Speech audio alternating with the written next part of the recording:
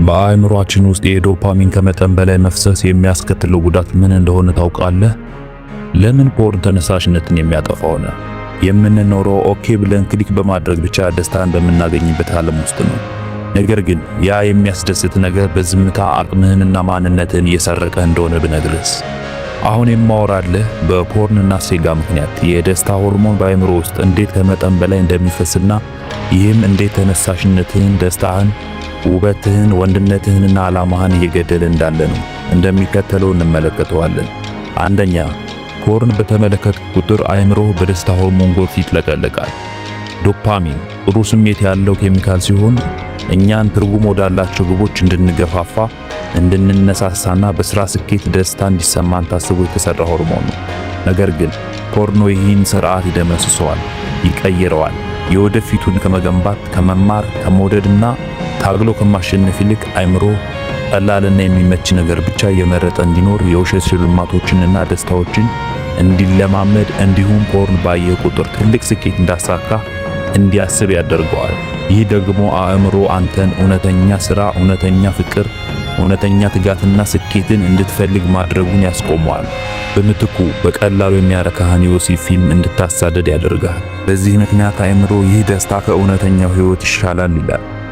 ፖርን ስታይና ራስን ስታረካ አእምሮ ከእውነተኛው ሴክስ ጋር ያለውን ልዩነት ሊያውቅ አይችልም። በፍቅር እንደወደቅ ወይም የሚያኮራ አንድ ትልቅ ነገር እንዳደረግ ያምናል። አንተ ግን ያደረከው መንካትና መመልከት ብቻ ነው። እናም በዚህ ይሸወድና ለትክክለኛው ስኬት ወይም እውነተኛው ስብ ያዘጋጀውን ዶፓሚን ወይም ደግሞ የደስታ ሆርሞን ይለቀዋል። ይህ ማለት ጦርነት ዘምተህ ያለህን ጥይት ሁሉ ማሳ ላይ ወደ ቆመ አሻንጉሊት ተኩሰህ እንደማባከን ማለት ነው።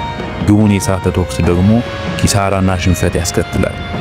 ምክንያቱም ሕይወት ትግልና ትጋት የምትጠይቅ የጦር ሜዳ ናት። አንተ ግን በተሳሳተ መንገድ የማይጨበጥ ደስታና ስኬትን እያገኘህ ነው። ይህም የሽልማት ስርዓትን እንደገና አእምሮ ውስጥ ይዘበራርቀዋል።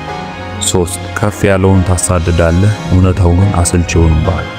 በአንድ ወቅት ፈገግ እንድትል ያደረገህ ነገር ከጓደኞች ጋር ጊዜ ማሳለፍ፣ የምትወደውን ስራ መስራት፣ ቤተክርስቲያን መሄድ፣ ማንበብ፣ ቆንጆዬ ልጅ መጥበስና ማዋራት፣ ይህ ሁሉ አሁን መጥፎና አድካሚ ሆኖ ይሰማል።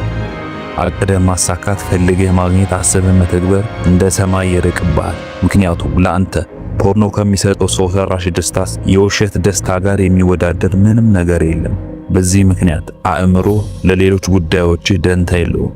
ይህም ከፈጣሪ ለመጣላት፣ ከስራ ለመባረር፣ ከፍቅር ጓደኛ ጋር ለመለያየት፣ ከወዳጆች ለመራራት፣ በዋነኝነት ደግሞ ከህልምህና ከነገህ ጋር ለዘላለም ለመለያየት ምክንያት ይሆናል። 4 ዶፓሚን ወይም የደስታ ሆርሞንህ ለራሱ የመቋቋም አቅም ይገነባል።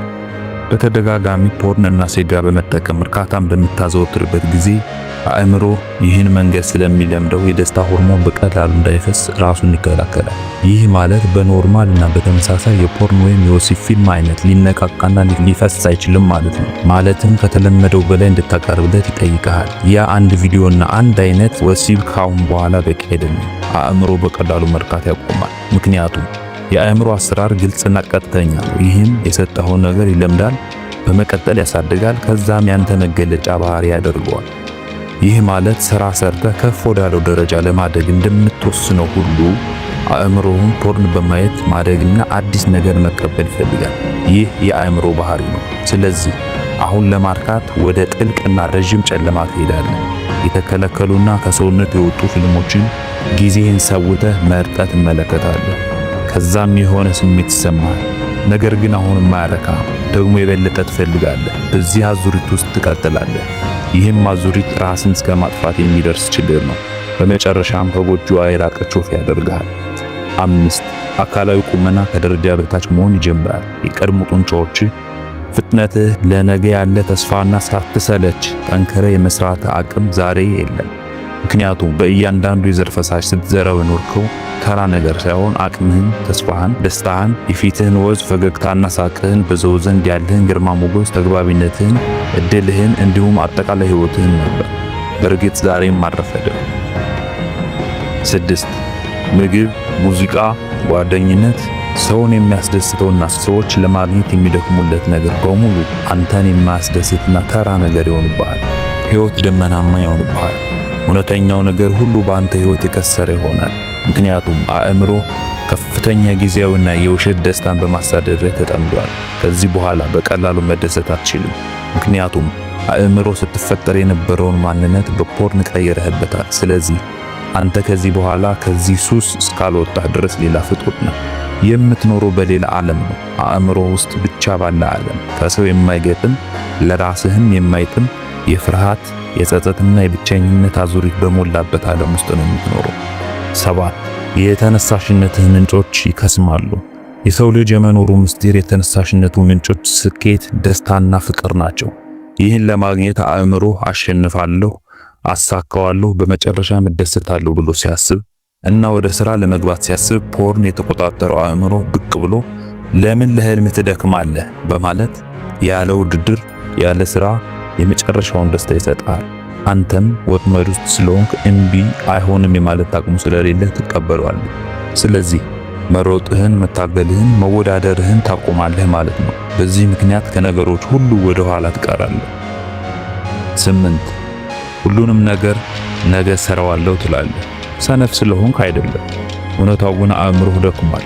ከመጠን በላይ በፖርን ስሜት ከመነሳሳቱ የተነሳ አቅሙ አልቆበታል። ማተኮር አይችልም፣ መሞከር አይችልም። እንዲሁም ለምንም ነገር ግድ የለውም። አንተም በምንም የማትገረም የማትደነቅ የማትጓጓ ሰው ትሆናለህ።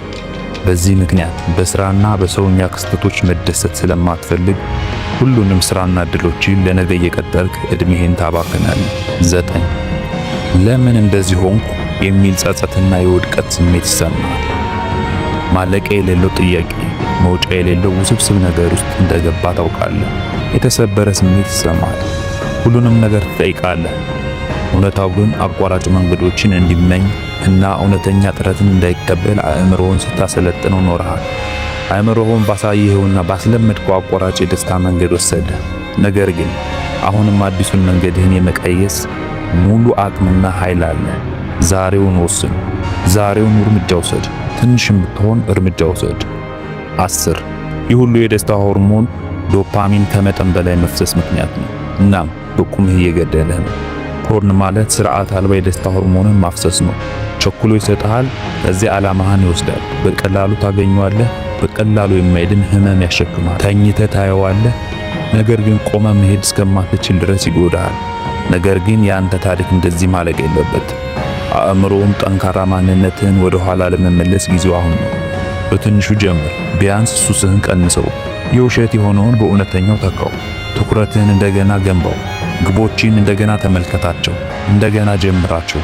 ጉዞ ቀላል አይደለም፣ ግን ዋጋ ያለው ነው። አልተሰበርክም፣ እየተፈወስክ ነው።